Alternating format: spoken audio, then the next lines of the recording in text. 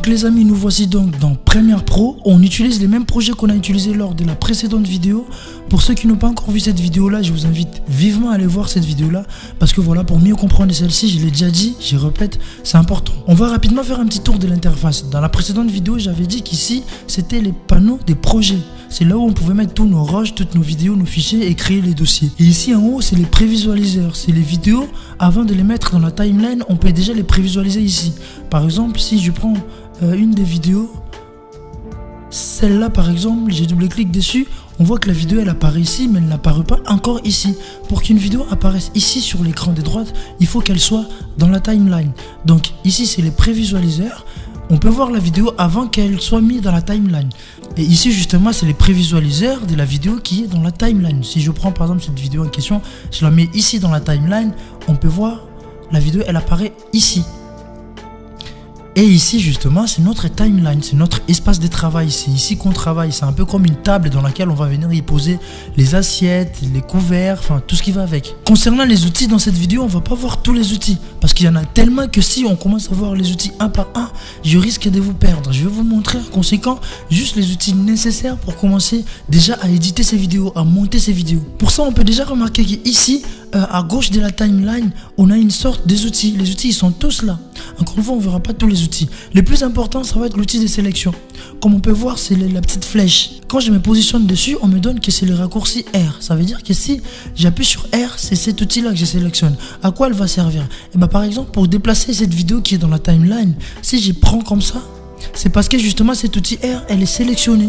Cet outil de sélection, elle est sélectionnée. C'est pour ça qu'on peut voir qu'elle est en bleu. Les autres, ils sont en gris, un peu blanc. Par exemple, si je clique sur l'outil Cut, on voit que c'est l'outil Cut qui devient bleu. Ça veut dire que c'est l'outil Cut qui est sélectionné.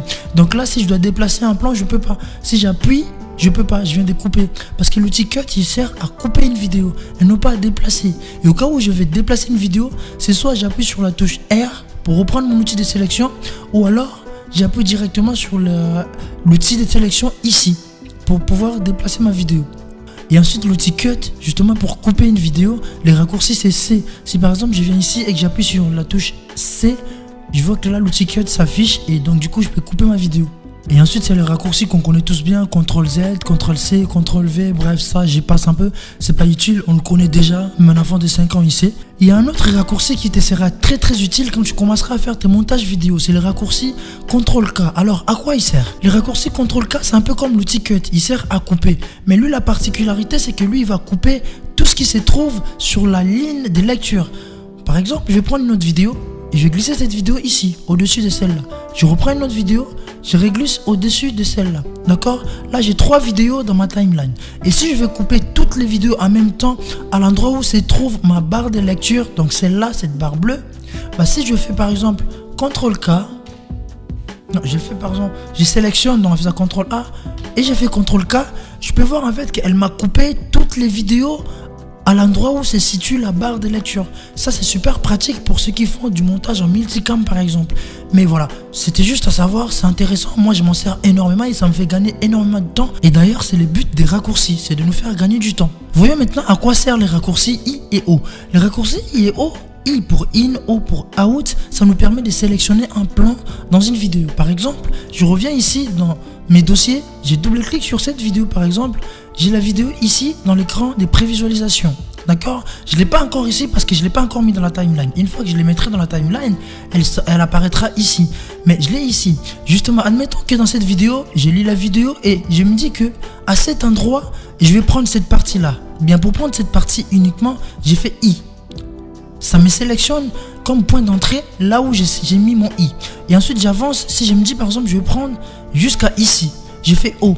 Et si je prends la vidéo, je glisse, c'est pas toute la vidéo que je prends, mais c'est seulement la partie où j'ai sélectionné. Vous voyez, elle est un peu longue, mais voilà. C'est parce que la vidéo a fait 3 heures aussi, hein, c'est normal. Le logiciel m'a sélectionné uniquement entre les points d'entrée et les points de sortie. C'est plus pratique, par exemple, quand vous avez une vidéo qui dure très longtemps, mais que vous voulez qu'une seule partie de cette vidéo-là, bah, vous avez qu'à venir à chercher la partie qui vous intéresse. Si vous trouvez la partie I, et jusqu'à là où vous voulez vous arrêter, haut, ça vous sélectionne le point d'entrée et le point de sortie.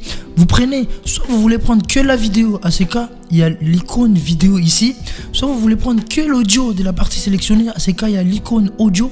Soit vous voulez prendre et l'audio et la vidéo, à ce cas, vous restez appuyé sur la vidéo ici et vous glissez. D'accord? Si je veux que la vidéo, je viens sur l'icône vidéo et là, j'ai que la vidéo. Si je veux que l'audio, je viens sur l'icône audio et là, j'ai que l'audio.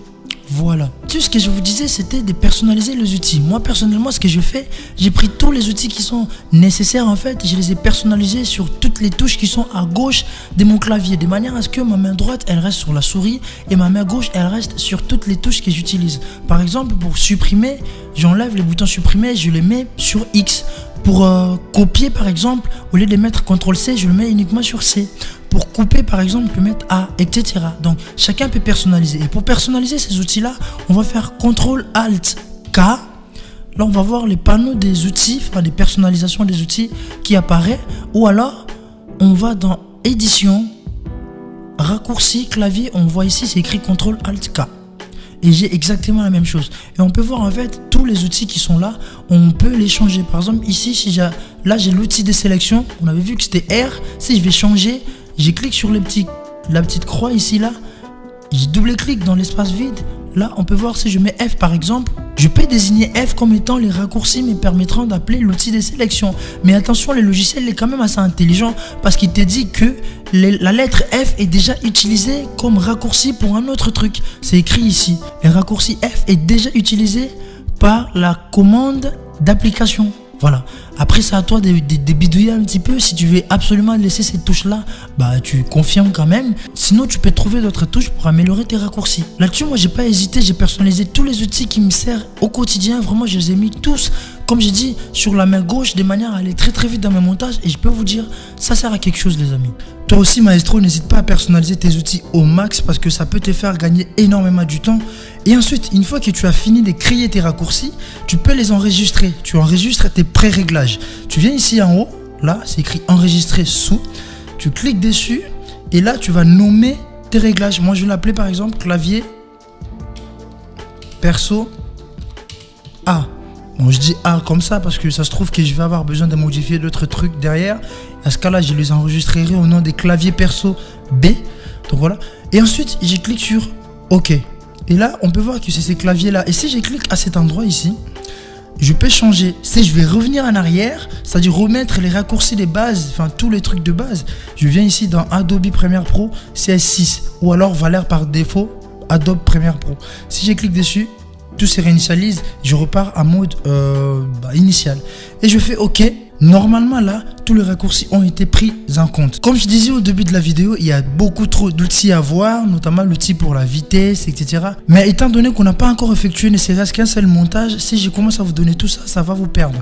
Donc là, je vous ai donné vraiment les outils de base. Pour ceux qui sont assez rapides, ils peuvent déjà bidouiller avec. Mais sinon, on verra que dans la prochaine vidéo, on pourra déjà commencer les montages, on pourra déjà monter notre première vidéo grâce à l'ensemble des éléments qu'on a déjà vus dans ces deux vidéos.